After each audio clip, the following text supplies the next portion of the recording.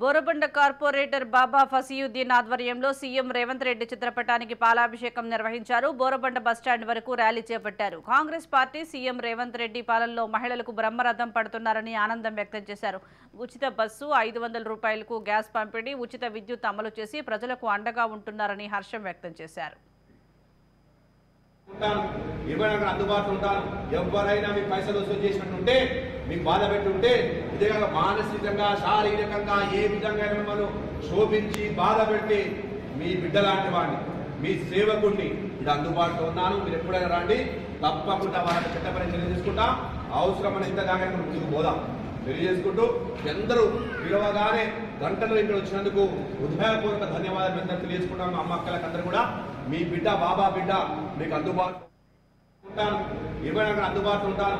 ఎవరైనా మీ పైసలు వసూలు చేసినట్టుంటే, మీకు బాధ పెట్టుంటే, ఇదే మానసికంగా శారీరకంగా ఏ విధంగా మిమ్మల్ని శోభించి బాధ పెట్టి మీ బిడ్డ లాంటి వాడిని, మీ సేవకుడిని ఇది అందుబాటులో ఉన్నాను. మీరు ఎప్పుడైనా రండి, తప్పకుండా వాళ్ళకి చట్టపరి చర్య తీసుకుంటా. అవసరమైన ఇంత దాకా మనం ముందుకు పోదాం తెలియజేసుకుంటూ, అందరూ పిలవగానే గంటలు ఇక్కడ వచ్చినందుకు హృదయపూర్వక ధన్యవాదాలు అందరూ తెలియజేసుకుంటాం. మా అమ్మ అక్కలకు అందరూ కూడా మీ బిడ్డ బాబా బిడ్డ మీకు అందుబాటులో